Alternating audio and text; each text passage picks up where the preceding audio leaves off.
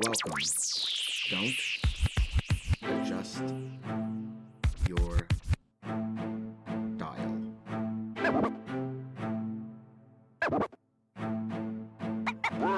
Welcome everyone to the Lofi Poli Sci podcast. I'm your host, Michael Pickering. That's right, Lo-Fi's in low fidelity, low quality, in your face, messy as can be global news show.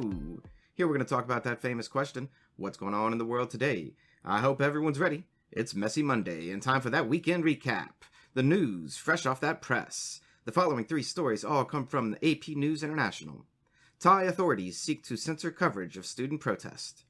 This weekend, Thai protesters amassed in the thousands, continuing to fight against the emergency decree, which bans large gatherings aimed at stopping pro-democracy protest. Now reports are coming out that a publishing house that spreads the word on protest has been raided by police, and the government is attempting to shut off all access to the app Telegram, which the people use across the world to spread citizen journalism. Keep your eyes on Thailand this week, Lo-Fi Nation. Next up, Indian Army apprehends Chinese soldier amid military standoff. This is a bad sign. The two countries had agreed in the past month to de-escalate tensions over the disputed areas at their borders. China has not commented as of the reporting of this story, but India has already stated that they will return the soldier. We're just all curious. What is China going to say about all of this? Now, an update to a continuing story. Nagorno-Karabakh truce phrase amid reports of new shelling. Armenia and Azerbaijan had signed a ceasefire agreement in Russia about a week and a half ago, and now both countries are reporting that the other side has continued shelling. The likely tragic truth? Both sides are probably continuing to shell at this point. Come on, Armenia and Azerbaijan. Everyone's rooting for you both to peacefully settle all of this going on. Let's give it another try this week. It's only Monday. Our following three stories all come from Reuters World News. Netherlands offers compensation to children of executed Indonesians. The Indonesian War of Independence started in 1945 against the colonizer Dutch government and ended in 1949. In that time, the Dutch military executed countless Indonesians. Court cases had been going on seeking compensation for this act, and now the government of the Netherlands is offering 5,000 euros to anyone with credible claims that their family members were among those executed. A question to you, Lo-Fi listener. Do you think the people of Indonesia will accept this settlement with the government of the Netherlands? Write in. And now to an update in Belarus. Police in Belarus detained 280 people at protest on Sunday. Ministry. The government is not backing down and continuing to arrest more and more pro-democracy protesters. But the people are not backing down either, as thousands protested in the streets of the capital and other cities. Last week, the government did signal the use of firearms could be implemented soon, though thankfully, this did not happen this weekend. Keep fighting, Belarus. We're with you. Now to Myanmar we go. Myanmar insurgents say they kidnapped ruling party candidates. Okay, so let's give a minute of background to this one, so everyone knows what the headline is really saying.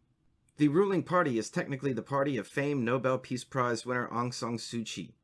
2 to 3 candidates from her political party were kidnapped by rebels fighting the military. The kidnappers, the Arcon army fighting the military, said these people were kidnapped due to Aung San Suu Kyi's political party's complicity with the horrible actions of the military. Keep an eye on this, Lo-Fi Nation. The military will probably be responding this week. And our final 4 stories all come from the BBC, Africa Live, Africa, Latin America, and Ideas section, respectively. Nigeria state imposes curfew amid jailbreak. In Nigeria, mass protests have been going on against police brutality.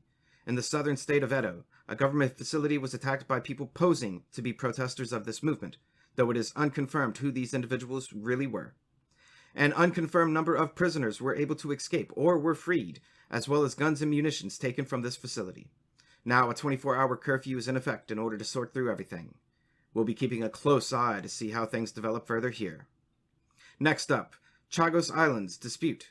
Mauritius calls US and UK hypocrites.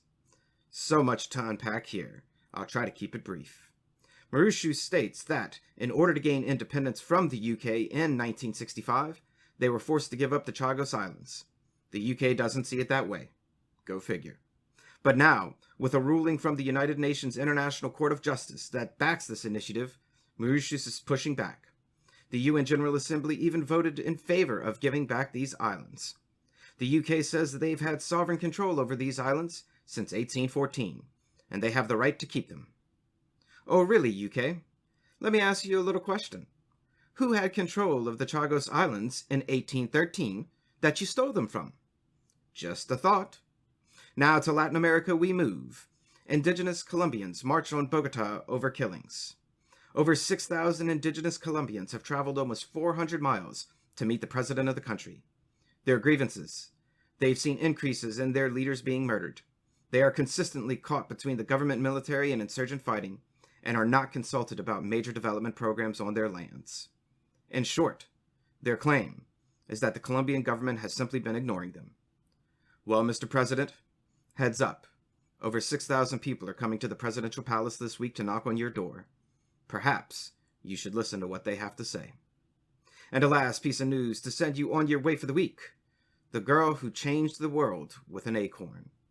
This is a 5-minute and 44-second video of pure beauty, hope, and a message about how we as human beings have come to live, and how we can choose to live moving forward. Without spoiling for you, because you should check it out, it follows a homeless girl that steals to survive. For all the pointless shorts we watch on YouTube and elsewhere, The Girl Who Changed the World with an Acorn is my pick of the week to watch. Get out there this week, Lo-Fi Nation. Breathe. Live. And let's make this week beautiful for everyone. And that's a brief snapshot of what's going on in the world today. Stay tuned for tomorrow's episode of Top 10 looking at life expectancies. Always remember that Lofi Poli Sci is more than just me. It's the we that we be. Write in with questions or comments to lofipolisci@planetmail.com. Thanks for listening. Stay safe. Wash those hands. And I'll see you on the next episode of the Lofi Poli Sci podcast. Pickering, signing off.